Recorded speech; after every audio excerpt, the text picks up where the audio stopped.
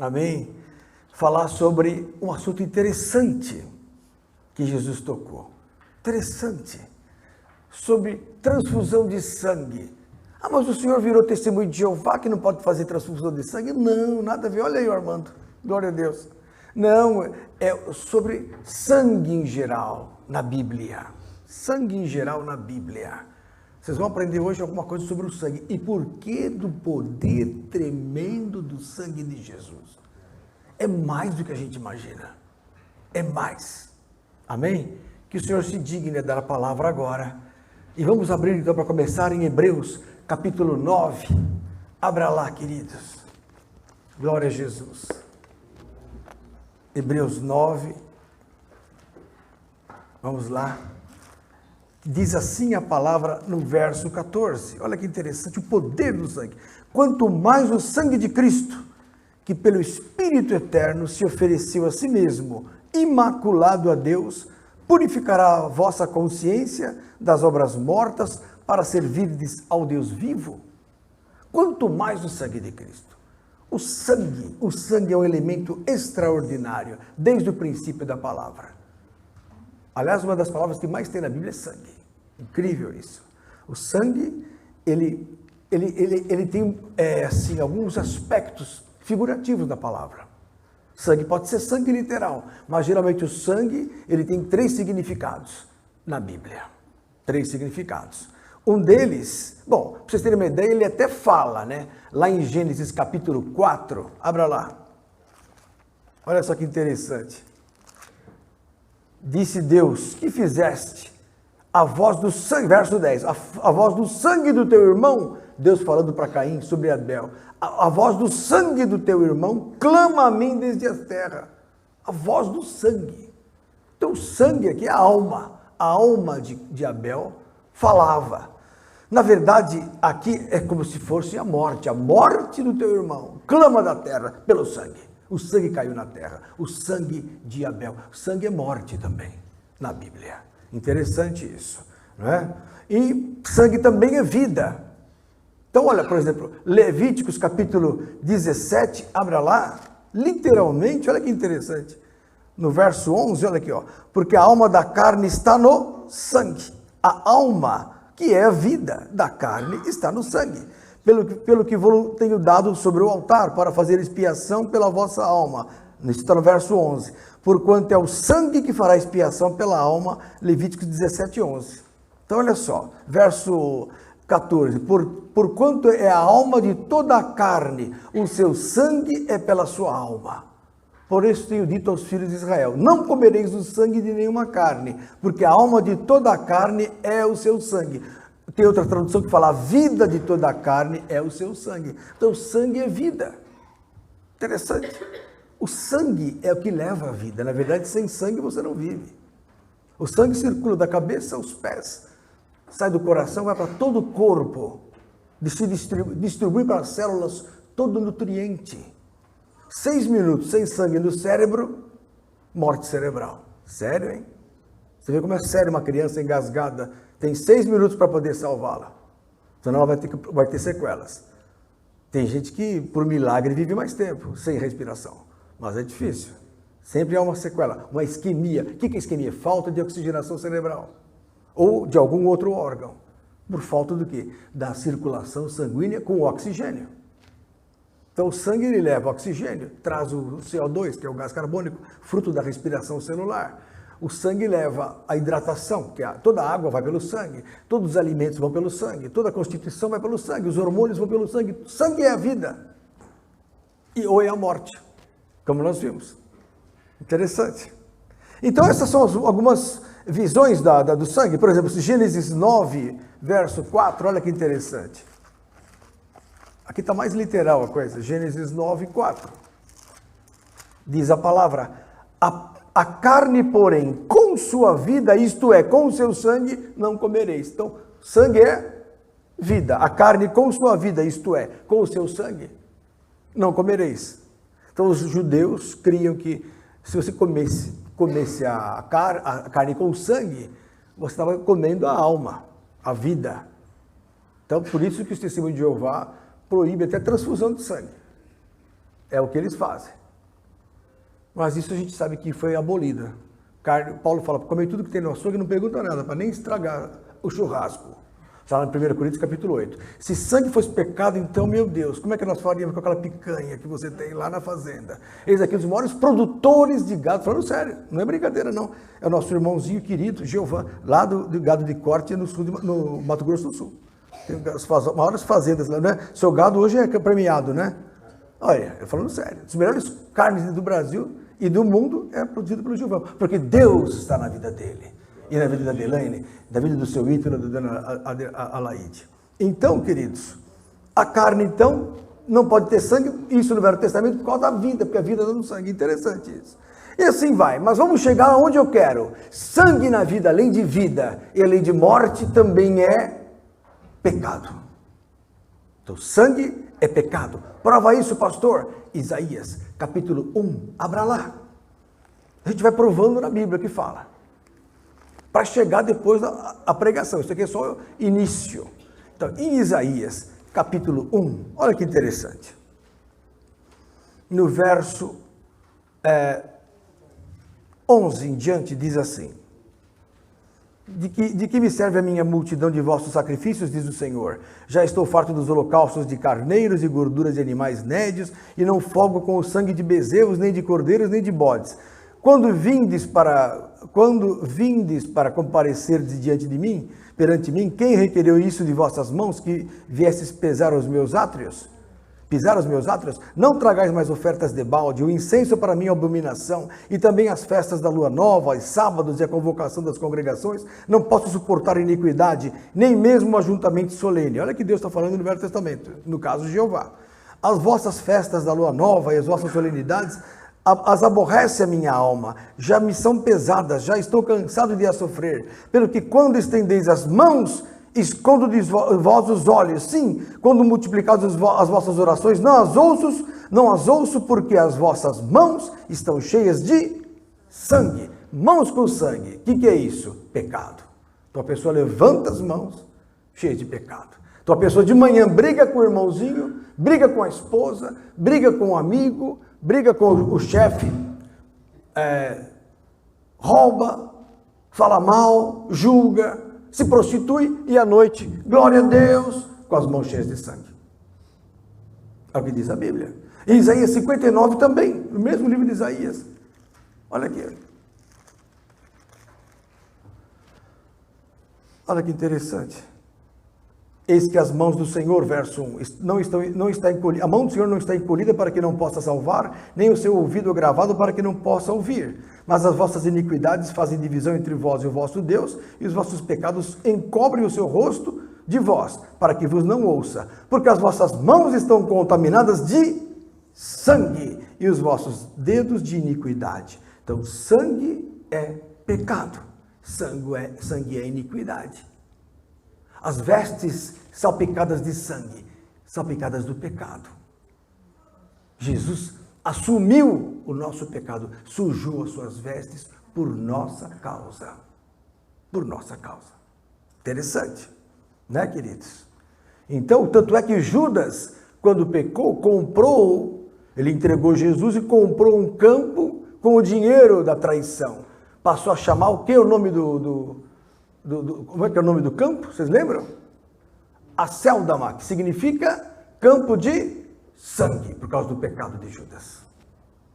Isso está em Atos capítulo 1, para quem quer saber. É interessante.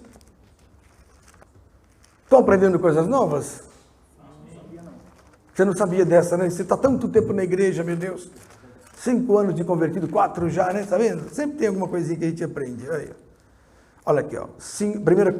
Atos 1, verso 19. Foi notório a todos os que habitam em Jerusalém, de maneira que na sua própria língua esse campo se chama Acéldama, isto é, campo de sangue, por causa do pecado de Judas. Então o pecado, o sangue, nesse caso, como pecado, o pecado como sangue, ele circula na vida, na pessoa.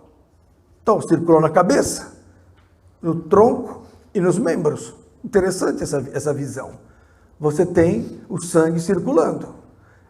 E a alma, na verdade, ela casa com o pecado porque ela O sangue é a alma, e o sangue tem pecado. E a Bíblia fala, a alma que pecar, essa morrerá. Então, o pecado e a morte estão juntos pelo sangue. Alma, sangue, pode produzir vida, ou a alma, pelo sangue pecaminoso, produz a morte. Alma que pecar, essa morrerá. Ezequiel 18:4 ou Ezequiel 18:20. Muito bem. Os pecados do ser humano são 3 tipos que eu vou agora enumerar biblicamente. É interessante isso, por causa do sangue. Nos nossos membros, existem 3 pecados: pecados de ação, pecados de intenção e pecados ocultos do coração. Os de ação estão nos nossos membros, porque quando eu furto com a minha mão. Quando eu lanço pedra, nem que seja com a boca em alguém, eu faço isso com os membros. Então a Bíblia fala que quando o sangue está nos membros, eu estou pecando nos membros. É interessante isso. Então em Romanos capítulo 6, olha só, pecados de ação. Olha só, Romanos 6, no verso 13, olha aqui, ó.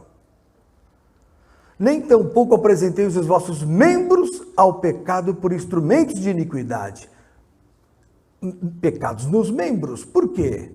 Mas apresentai-vos a Deus como vivos entre os mortos e os vossos membros a Deus como instrumentos de justiça.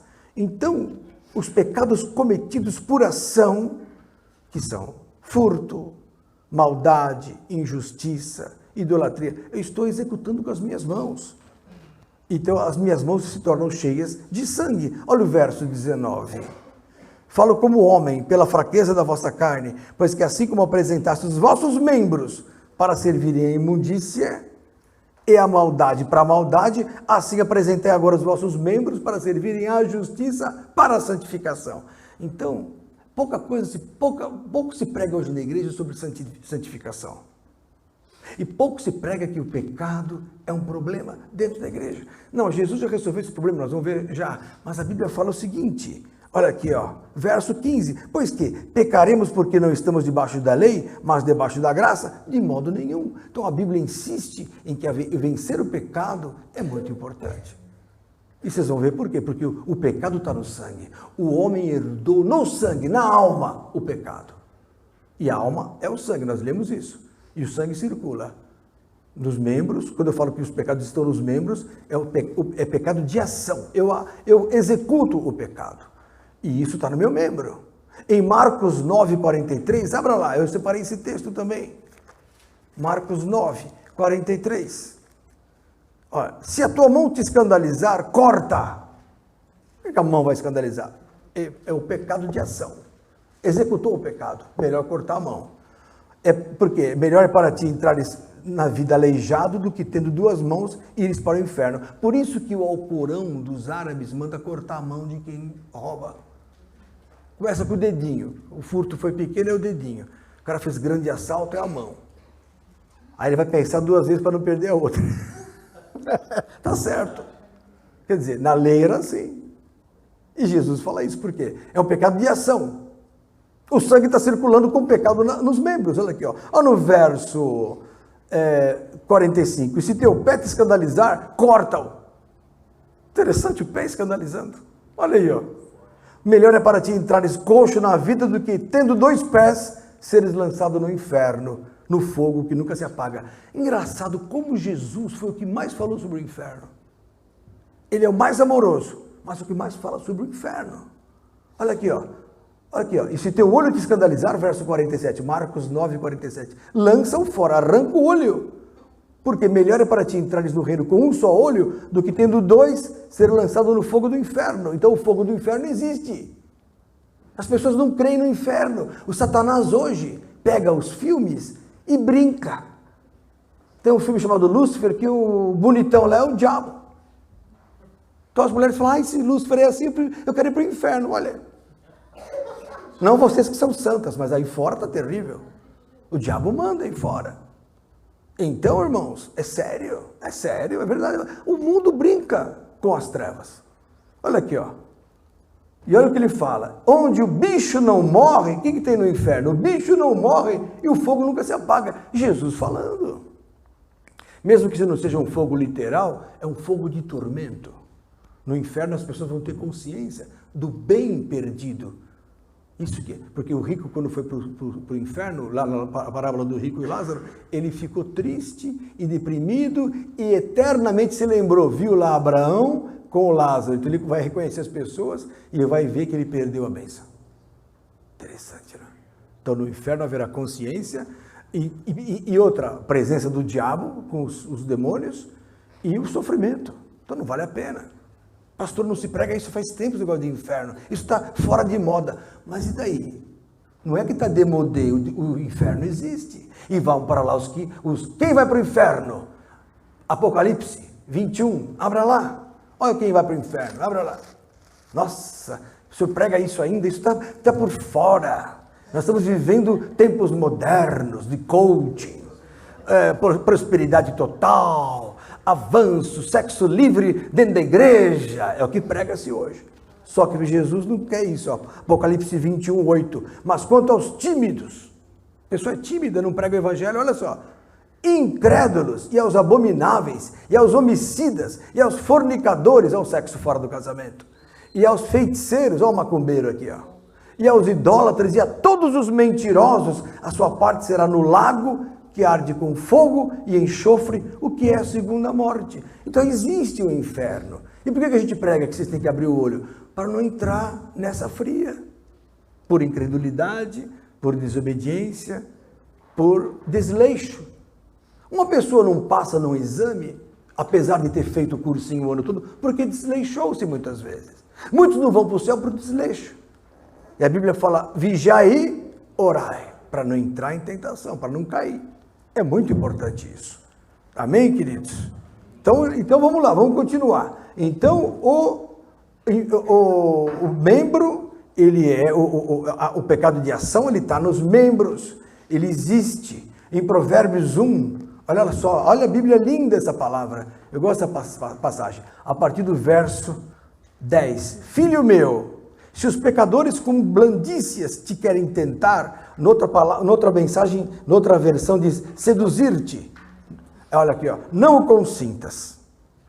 Se disserem, vem conosco, espiemos o sangue, ó, espiemos o sangue, espreitemos sem razão os inocentes, traguemos-los vivos como a sepultura, inteiros como os que descem à cova, acharemos toda sorte de fazenda preciosa, quer dizer, incitando a roubar, a se prostituir, a abusar das pessoas, encheremos as nossas casas de despojos, lançarás a tua sorte entre nós, teceremos todos uma só bolsa, teremos toda uma só bolsa. Filho meu, verso 15, não te ponhas a caminho com eles, desvia o teu pé das suas veredas, porque os pés deles correm para o mal, e se apressam a derramar sangue, pecado, morte, sangue.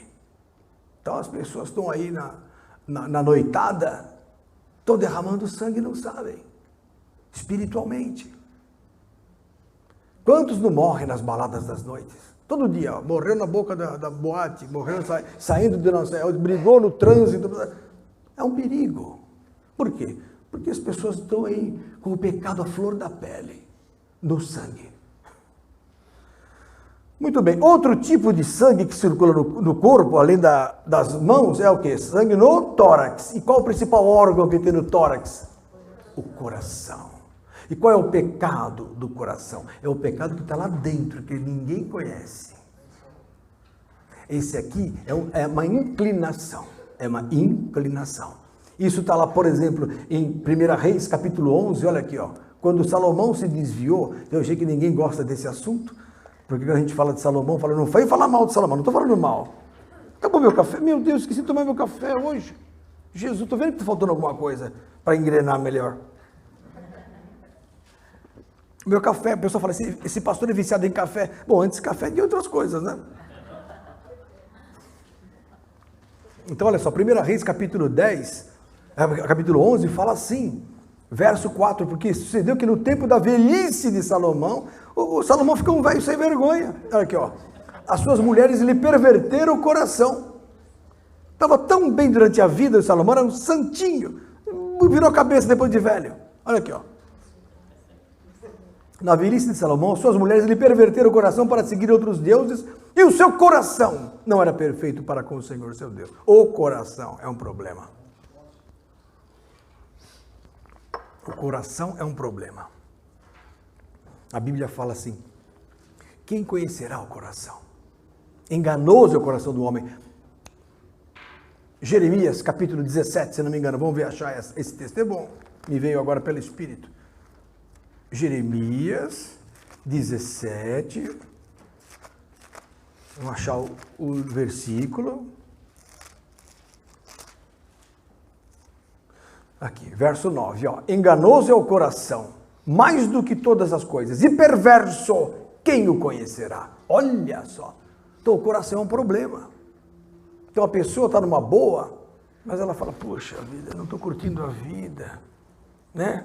Sou jovem ainda, preciso aproveitar, já estou com 30, daqui a pouco vira o caminho.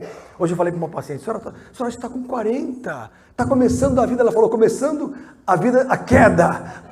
Como é que é? Ela falou, despenhadeiro. Falei, não, 40 está na nova ainda. Falei, não, agora é o caminho sem volta. Falei, não, sempre foi. Mas olha só, enganoso é o coração, mais do que todas as coisas, pecados do coração. Quais são os pecados do coração, pastor? Mateus, capítulo 15, abra lá.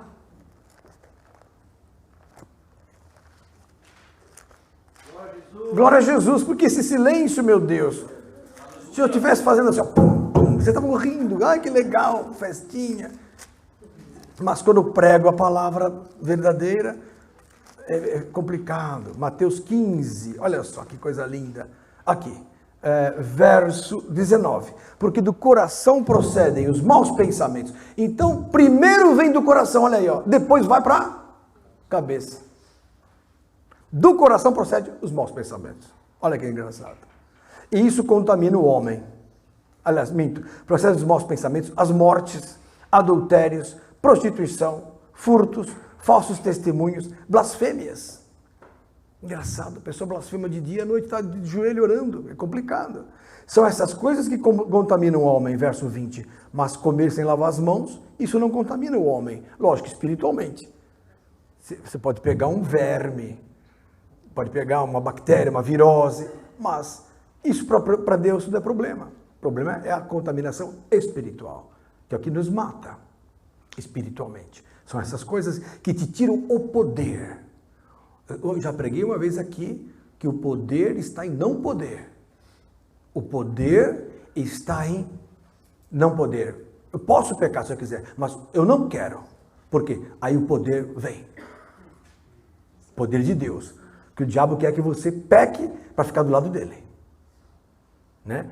As que estão na macumba, a pessoa tem alguns poderes lá. Ele faz uma magia e magia, como é que eu estava outro dia eu vi no poste. Traga a pessoa amada em 20 dias. Preço único. Macumba braba. Pessoa amada. Magias de amor, magias de dinheiro. São coisas que os demônios fazem. Tem um preço caro depois. Que a pessoa se consagra às trevas. É o chamado pecado de feitiçaria. É quando eu toco no reino das trevas voluntariamente. É pior. Porque uma coisa a pessoa é filha do diabo sem saber. O mundo jaz no maligno, mesmo que ele não queira. Agora o duro é eu ir lá na vizinha, você vai lá na Cabocla semana que vem, receber passe lá, me leva para Babaorixá. Como é que é? Babalorixá. Quem falou? Você já foi disso, filho? Você era macumbeiro, Wendel? Eu não sabia disso. Eu pensei que você era crente, sempre.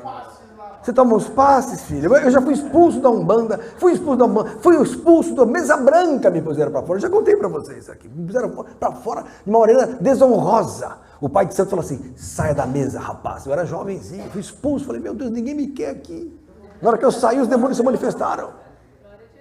Aí depois arrumei encrenca aqui nos espíritas da Federação Espírita de São Paulo, que eles falam que são os maiores que existem. Cheguei lá, confrontei os espíritos, fui até armado aqui, um revólver aqui na época. Falei, vai dar pau aqui hoje. Não aconteceu nada. Aí Jesus depois me pegou e falou, você é meu filho. Você é meu. E quem é de Jesus está acima de todos os principados e potestades. Então as pessoas vão no consultório, é verdade que o senhor dá passe? Sim. E vamos dar um passe agora. Ah, mas o santo é forte? O meu é muito forte. Mateus é o meu chefe dos chefes dos chefes.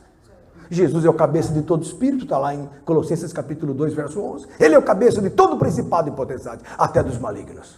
Ou seja, o diabo não faz nada se Jesus não quiser. Jesus comanda o reino do universo. Jesus é o cabeça de tudo que existe. E se eu sou de Jesus, Ele está em mim, não sou eu mais que vivo, Cristo vive em mim. Não tenha medo de você que é batizado e cheio do Espírito, de orar por uma pessoa que é do diabo. Fique em paz, nada vai te acontecer de mal, viu? Ore pela pessoa, abençoe a pessoa. Eu sou assim, eu abençoo. Eu tenho até babás orixás que vão no meu consultório receber orientações. Macumbeiros. Eu sou assim, vamos dizer assim, o mentor deles. De algumas macumbeiras aqui famosas. Vão lá no consultório. Enfim, irmãos. Por que eu falei da macumba? Nem lembro mais. Porque a feitiçaria não vai entrar no reino de Deus, isso é verdade. Agora, uma coisa é séria, o coração possui inclinações, como nós vemos aqui, que levam a pessoa para o mal, e são uma incógnita. Em Romanos capítulo 2, verso 16, a Bíblia fala que Deus vai julgar os segredos dos corações, os segredos dos homens, porque ninguém sabe o que está acontecendo, mas Deus sabe. Então, em Romanos capítulo 2, olha aqui, ó, no verso 16, diz assim, ó, no verso 15, os quais mostram a obra da lei escrita no seu coração, testificando juntamente com a sua consciência. Então, coração é uma coisa, consciência é outra. Hoje eu explicava para um rapaz, coração é o seguinte, a minha vontade é explodir, mas o meu domínio da cabeça fala, cala a boca, alma, fica quietinha, minha alma. Então, às vezes dá vontade de explodir com alguém, né? Mas você fala, não fala nada. Isso é o controle da mente, da consciência sobre o coração. Às vezes o coração quer chutar tudo para o alto. Ai, vou embora. Não aguento mais. Esse marido. Não aguento mais. Quero ir embora. Quero ser livre, viver a vida. Aí a cabeça fala, cala a boca, alma. Você não sabe o que está falando. Você vai entrar numa fria. Acabou o cartão de crédito. Não, é verdade. São as atitudes do coração, elas têm que ser domadas pela consciência. Então, o que está escrito aqui, ó.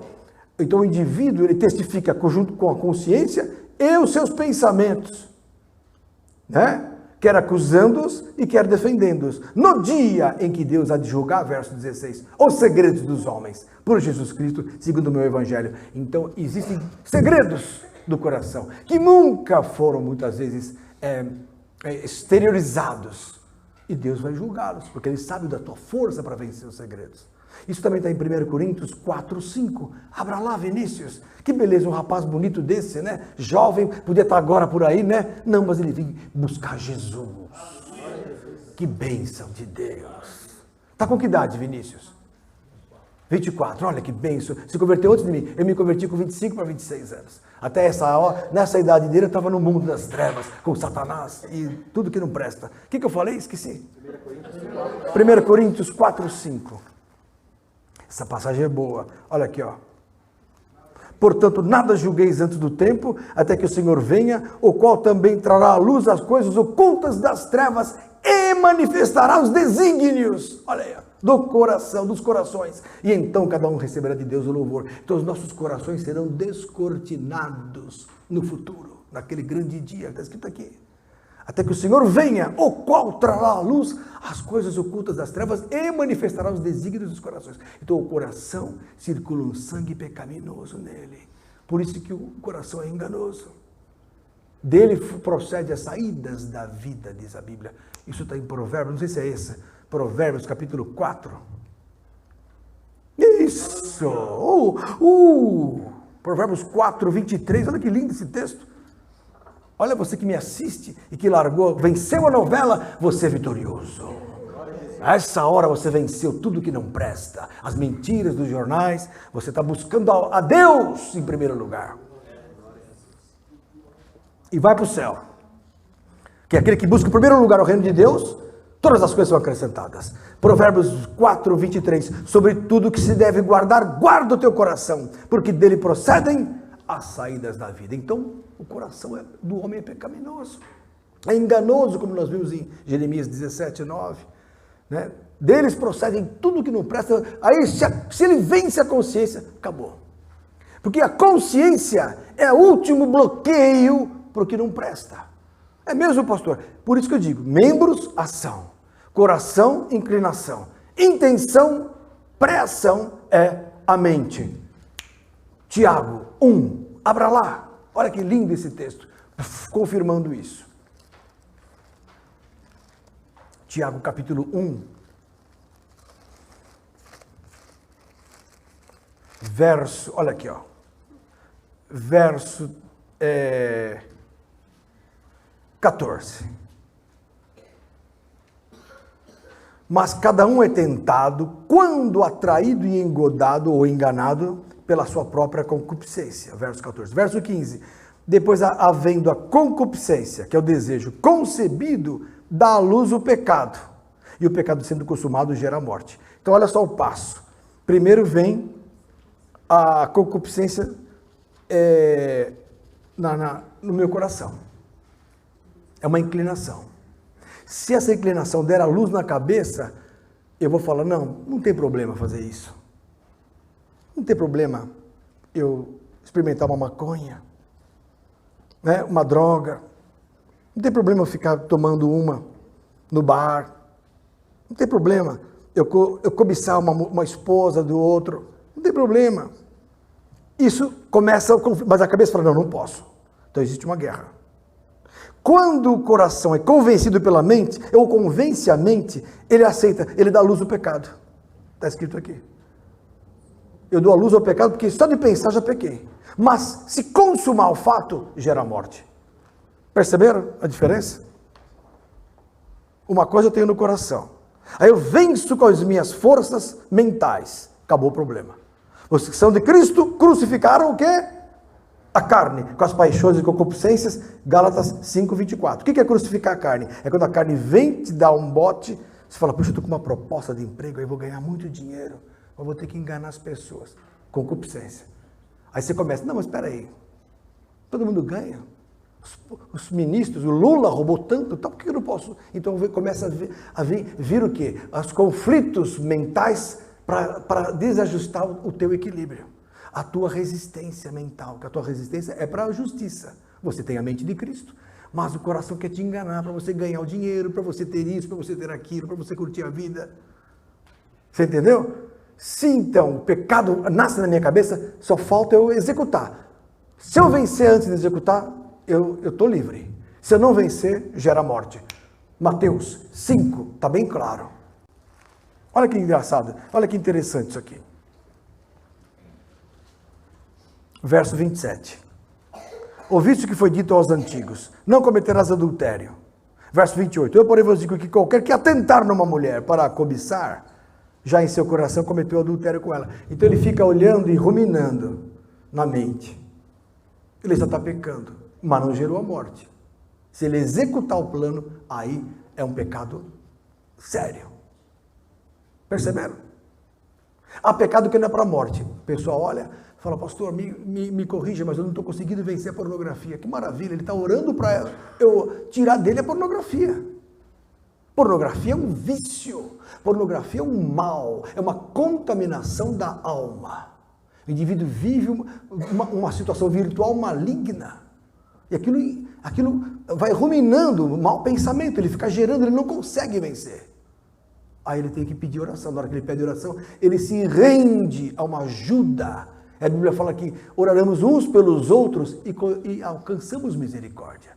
A pessoa chega, pede oração, a gente ora, a pessoa é liberta. Percebeu? Então, se a pessoa tem esse problema, tem que falar. Eu tinha um diácono em São Bernardo que era viciado. Então, eu chegava à noite, ele me ajudava na diaconia. Mas na hora que eu chegava na igreja para o culto, eu sentia aquele bafo. Ele tentava mascar uma menta. Então, misturava menta com pinga. Então, ficava aquele cheiro. Eu falava, não é possível. Eu não queria crer que aquele irmão era um pinga. Um diácono. Até que um dia eu falei para um outro diácono, eu falei, escuta, o irmão percebeu? Pastor, todo mundo percebeu, eu estava esperando o senhor perceber. Falei, pois eu não queria, mas percebi, então vamos chamá-lo. Vamos ajudá-lo. Ele chorou, pô, eu sou alcoólatra. Mas ele não queria perder a bênção, coitadinho. Ele não queria perder a pose de diácono. Não é, ele precisava se render a isso. Precisava de ajuda. Tem até o remédio que larga a bebida hoje. Se é um vício. Tem caso de recuperação, sei lá, tem que largar o alcoolismo.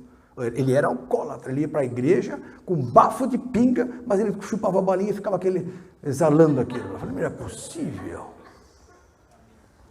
Problemas são o que é? Enfermidades do sangue, da alma. Entendeu? Temos que vencer isso. Então, amados do Senhor, pecados ocultos são os que estão no coração. Pecados de intenção estão na cabeça. Né? Pecados de intenção. Provérbios 12, 2, eu apontei um pecado de intenção aqui. Provérbios 12, 2. Vamos ver isso aqui, queridos. Que quando a gente estuda junto, né? Eu leio, vocês também aprendem. Olha só essa aqui, ó. Olha, essa aqui é boa, ó. O homem de bem alcançará o favor do Senhor, mas ao homem de perversas imaginações ele condenará. O problema é a mente viciosa.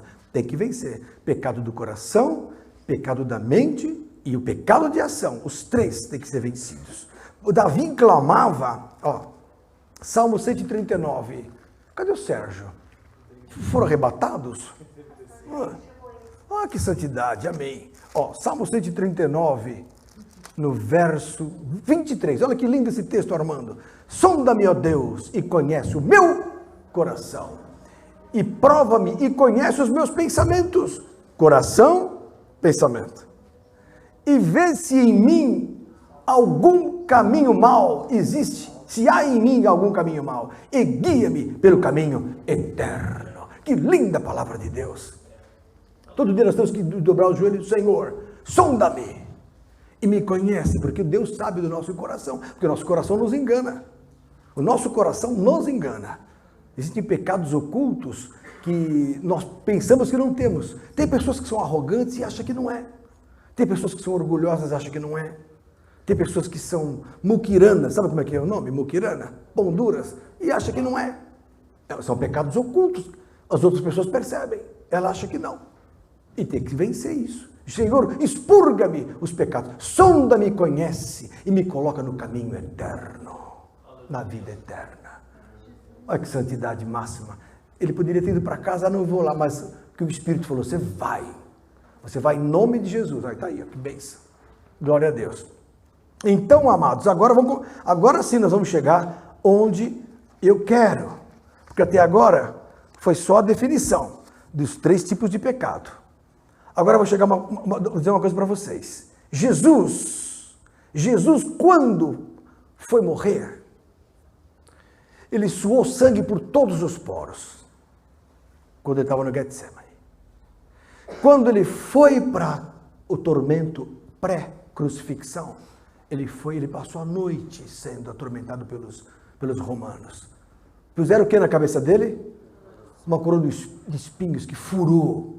Quem é médico sabe quanto sangra a cabeça. Você viu criança quando bate a cabeça? Sangra. Ora, imagine uma coroa de espinhos. Enterrou na cabeça. Aquilo sangrou a cabeça.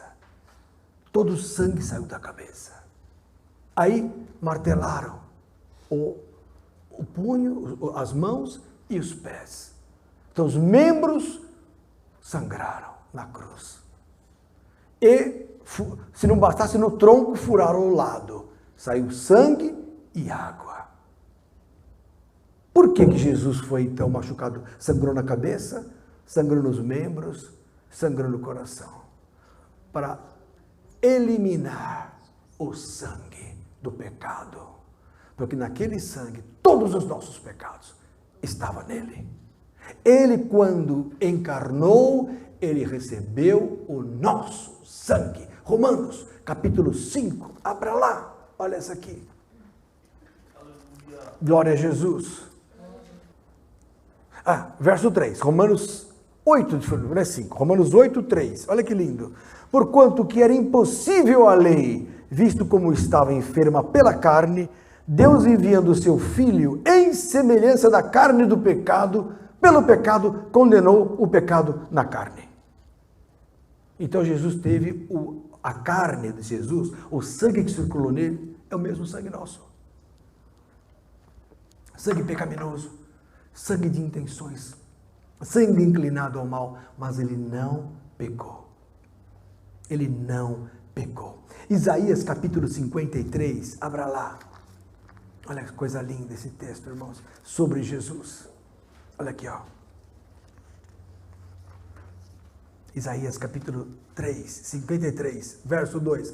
Porque foi subindo como renovo perante ele, como raiz de uma terra seca. Não tinha parecer nem formosura, e olhando nós para ele, nenhuma beleza víamos para que o desejássemos. Era desprezado e o mais indigno entre os homens. Homem de dores, experimentado nos trabalhos, e como um de quem os homens escondiam o rosto, era desprezado, e não fizemos dele caso algum. Verdadeiramente ele tomou sobre si as nossas enfermidades, e as nossas dores levou sobre si. E nós o reputamos como por aflito, ferido de Deus e oprimido. Mas ele foi ferido pelas nossas transgressões, e moído pelas nossas iniquidades. O castigo que nos traz a paz estava sobre ele, e pelas suas pisaduras fomos sarados.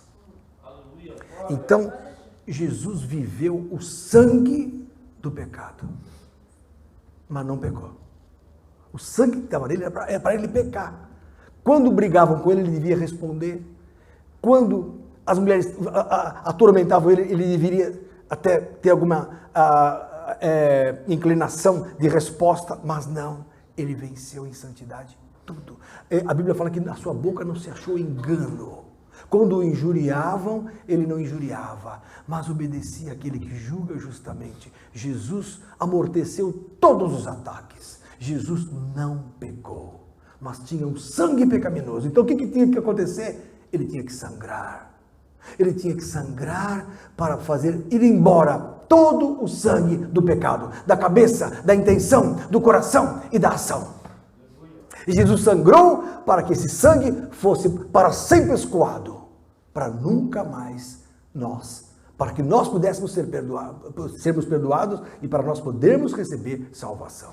Por quê? Depois que ele sangrou e secou, aí que aconteceu? Ele, no terceiro dia, ressuscitou com um novo corpo, com o sangue de um príncipe, imaculado, incontaminado, sangue sem pecado, sangue santo, eterno, o sangue que nós vamos ter no corpo glorificado. Não é pouca coisa. Então Jesus ressuscitou com um novo corpo sem pecado, eternamente. Nós, quando morrermos, ou fomos ressuscitados, melhor, ou arrebatados, receberemos o mesmo corpo de Jesus. Irmãos, vale a pena. Sabe qual é o problema da igreja hoje? Ela não imagina o futuro, só pensa no presente. Não aqui, vocês são santos, mas aí fora, né? Se vê hoje uma igreja voltada para a atuação. Então você tem que ter destaque na sociedade, você tem que ter diplomas. Se você não tem diploma, você não pode nem dar aula de pastorado. Aula de teologia só para quem tem diploma. Senão você fica no seu cantinho com o seu grupo. É assim que funciona.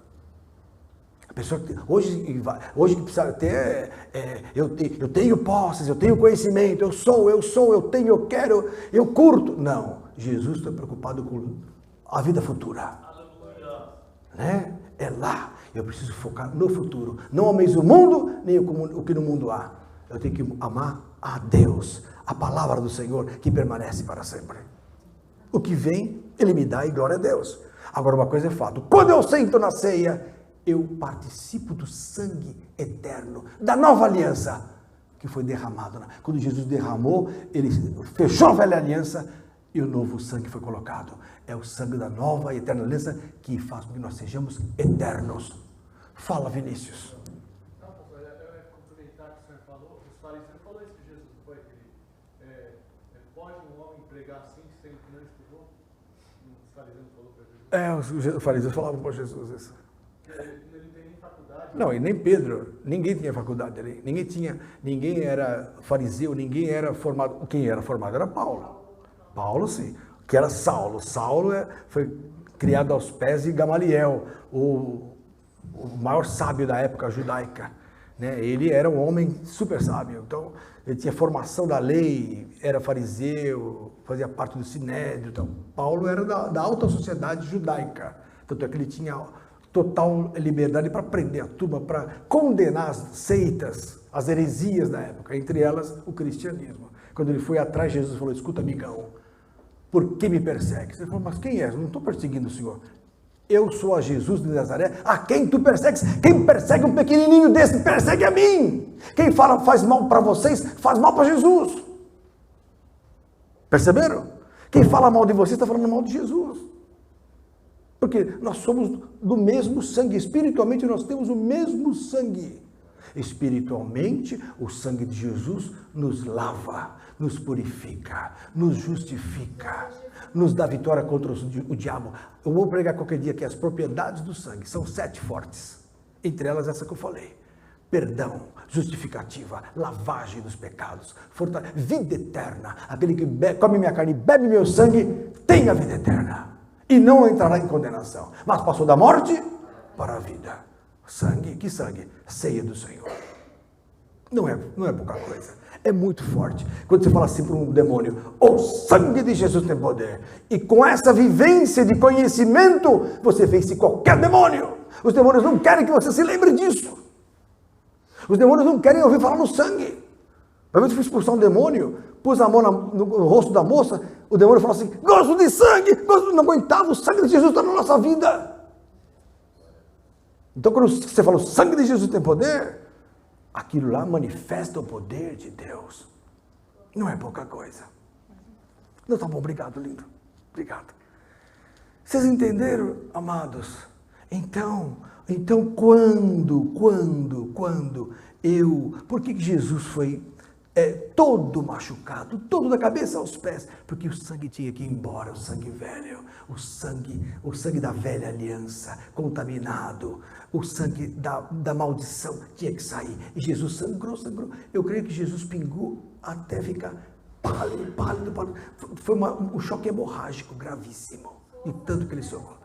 Começou suando sangue, já na quinta-feira. Aí na quinta de madrugada, preso, ele sofreu as agruras de tanta pancada. Cada chicotada que davam nele, pingava sangue. Porque a carne dele já estava amolecida pela desidratação. Entendeu? Então, o rosto ficou todo cheio de sangue. Porque a coroa de espinhos furou as principais artérias e veias da testa, da fronte, da têmpora, entendeu? Sangrou. E as chicotadas que ele levava eram de chicote de couro, com bolinhas de metal na ponta e ossinhos para machucar. Não era cinta que a gente usa para as crianças. Usava, não pode mais, porque agora você vai preso. Deixa as crianças fazerem o que querem. Na verdade, não pode mais bater. Aí está aí uma criação hoje perversa, problemática atual, por causa disso. Eu apanhava direto lá em casa. Uma vez meu pai, vem cá que você vai apanhar. Eu falei: o que eu fiz? Ele falou: não sei, você vai apanhar. Mas não é possível. E estou aqui vivo. Não é para fazer isso, né? Mas não deu errado. Creio que não. E eu com 17 anos falei: preciso entrar na faculdade, senão eu vou aguentar isso o resto da minha vida. Aí estudei, peguei 7 faculdades de medicina, mudou minha vida, graças a Deus. Então, amados do Senhor, o sangue de Jesus tem muito poder. Então, não é pouca coisa. Fala, irmão. Pastor, tem um irmão aqui na internet que ele está perguntando o que significa em 1 João 5:8. Vamos abrir 1 João 5:8. Mas é 1 João, capítulo 5, verso 8. Diz assim a palavra. Ai, que lindo! Essa foi demais. Quase eu caio agora. Poder de Deus agora. Esse texto é muito bom. Fantástico esse texto. Olha aqui, ó. 3 são os que testificam na terra: o Espírito Santo, o batismo, água e o sangue de Jesus. Eu preciso do Espírito para testificar Cristo em minha vida. Eu preciso da água, do batismo. Porque se não é batizado, não adianta tomar ceia. Quem não é batizado, mas eu vou tomar ceia. Aquilo lá, você está comendo pão com vinho. O batismo coloca você no reino de Deus.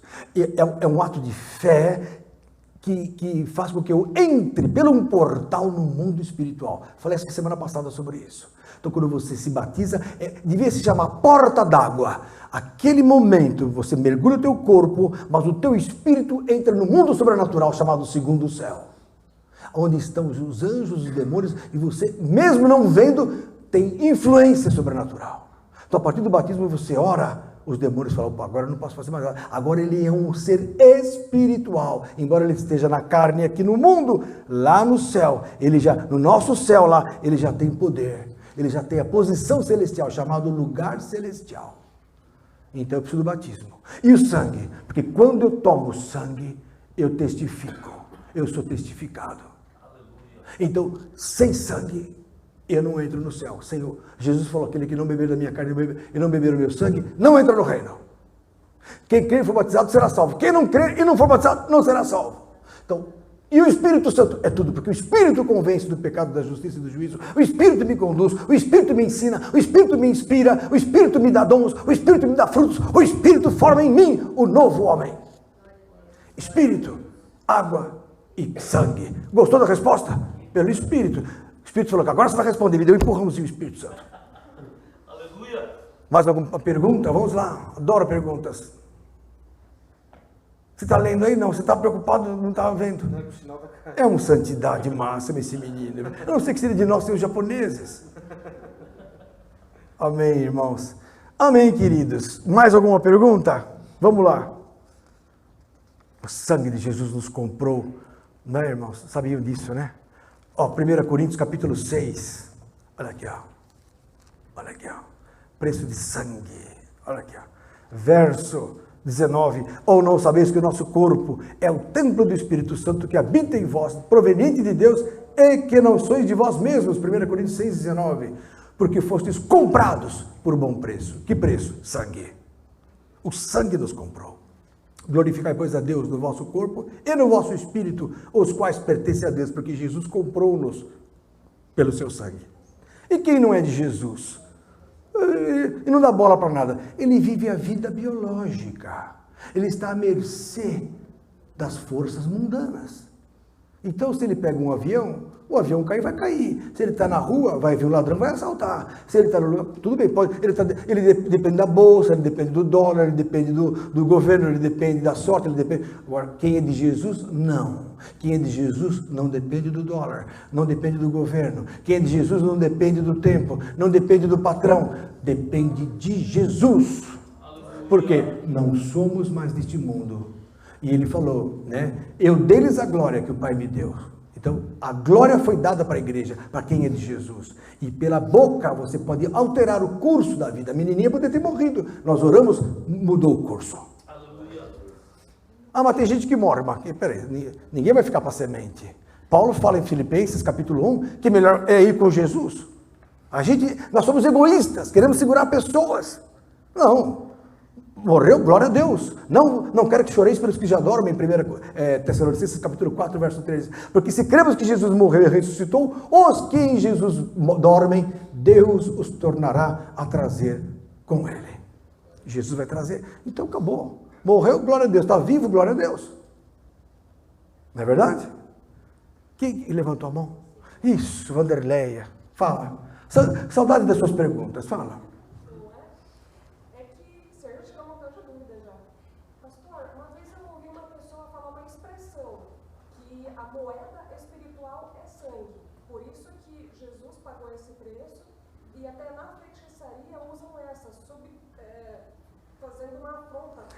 Bom, considerando que a vida está no sangue, e para a expiação de pecados, desde o Velho Testamento se usa sangue, só que usava sangue de animais, sangue de bodes, sangue de touros, sangue de cabras, só que isso não agradou o Pai.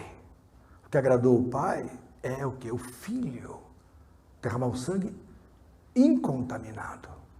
Um sangue sem pecado. Ninguém, em todos os bilhões e bilhões de pessoas que já passaram nessa terra, nunca deixou de pecar. Só um não pecou, Jesus. Mas mesmo não pecando, o que aconteceu com Jesus? Morreu, crucificado, provando que a lei é injusta. A lei é boa, mas ela tem o problema da carne. A carne é que enfraquece a lei. Então ninguém consegue seguir a lei com a carne. Só Jesus conseguiu. Por isso que ele abriu uma coisa chamada graça, para que todo aquele que nele crê não pereça, mas tenha a vida eterna. Amém? Glória a Deus. Mais alguma coisa, queridos? Hoje eu vou acabar um pouco mais cedo. Então temos mais 5 minutos de perguntas. Vocês não têm dúvida nenhuma? Está tudo bem. O sangue tem muito poder. O diabo é vencido pelo sangue.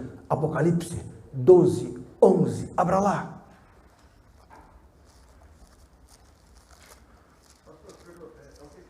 Apocalipse 12, verso 11. E eles o venceram pelo sangue do Cordeiro. Então o sangue venceu quem? O acusador, verso 10. E ouvi uma grande voz do céu que dizia: agora chegada está a salvação e a força e o reino do nosso Deus e o poder do seu Cristo, porque já o acusador de nossos irmãos, Satanás, é derrubado, o qual diante do nosso Deus os acusava de dia e de noite, e eles o venceram pelo sangue do Cordeiro. Então o sangue de Jesus dá vitória contra Satanás. O sangue de Jesus justifica, perdoa, fala. É o vinho, é o sangue, o vinho novo. Tanto é, quando eu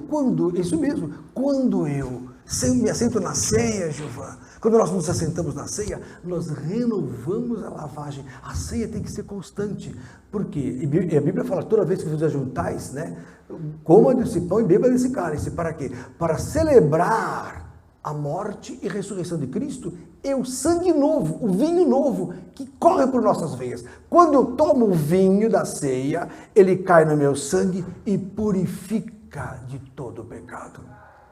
Então, há um mistério na ceia. Ceia não é só para dizer, eu faço parte da igreja, eu amo meu irmão. Isso também, mas o sangue é purificador. Por quê? É o sangue da nova e eterna aliança. Por ser eterna, me dá a vida eterna. Então, quando eu tomo o vinho... A Bíblia fala o seguinte, em 1 Coríntios capítulo 11, para encerrar, olha só, Jeová, interessante o que você falou. Em 1 Coríntios capítulo 11, diz a palavra o seguinte, olha aqui, verso 27. Portanto, 1 Coríntios 11, 27. Portanto, qualquer que comer este pão ou beber o cálice do Senhor indignamente, será culpado do corpo e do sangue. Por quê? Verso 28. Examine-se, pois, o homem a si mesmo. E assim, ou seja, depois, coma deste pão e beba desse cálice. Ele não proíbe nunca você de tomar ceia, mas ele quer que você antes fale, eu errei, Senhor.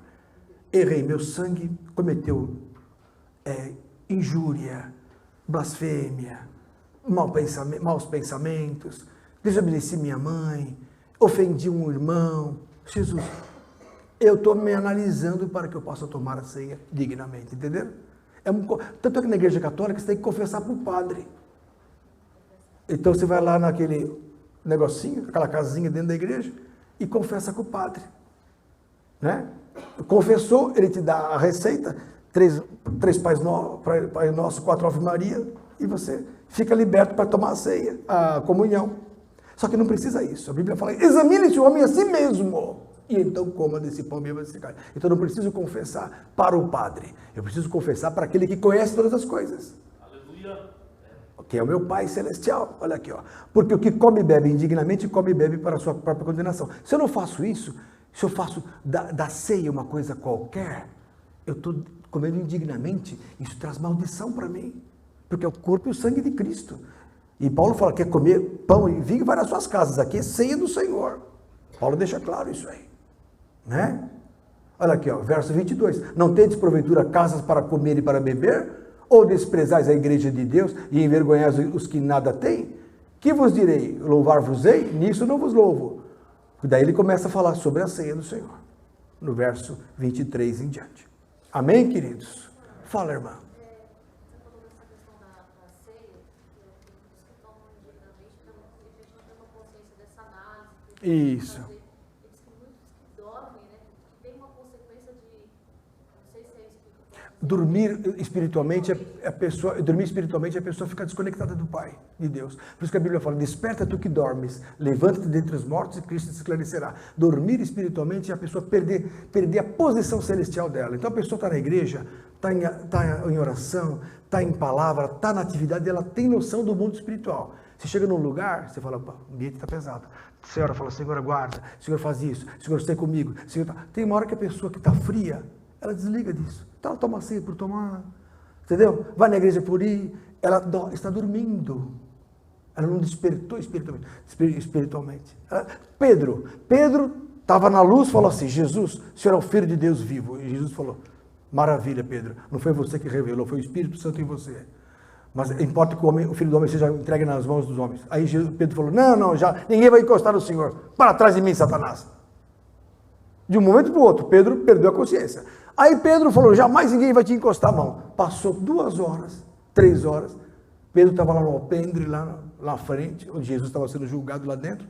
Uma mulher falou assim, escuta, você é um deles. Você estava com Jesus. Pedro falou, eu não, nem te conheço, meu. A tua fala te denuncia. Não, juro que não. Na hora, canta o galo. Cocorocó, ele, ai. Caiu a ficha, acordou. Ele estava dormindo espiritualmente.